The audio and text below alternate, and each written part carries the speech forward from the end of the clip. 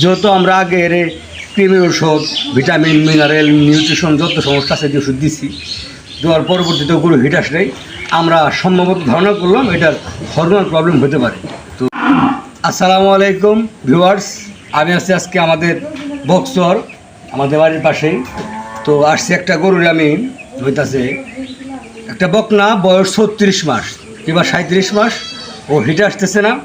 তো আগে হিটের চিকিৎসা দেওয়া হয়েছে, ভিটামিন, মিনারেল, ক্যালসিয়াম মিলিয়ে নিউট্রিপাওয়ার খাই, নিউট্রিপাওয়ারটাও সব খাওয়ানো হয়েছে। এখন আজকে দিলাম আপনার হইতেছে বায়োনাল ফোর্ট, তারপরে দিলাম হইতেছে আপনার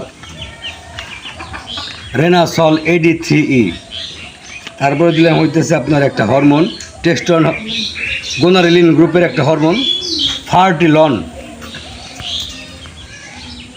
তো আশা করি এখন থেকে 1 মাস এর ভিতরে গরুটা হিট আনা সম্ভব, যেহেতু আমরা আগে এর কৃমির ওষুধ, ভিটামিন, মিনারেল, নিউট্রিশন যত সমস্যা আছে ওষুধ দিছি, দেওয়ার পরবর্তীতে গরু হিট আসলেই আমরা সম্ভবত ধারণা করলাম এটার হরমোনাল প্রবলেম হতে পারে।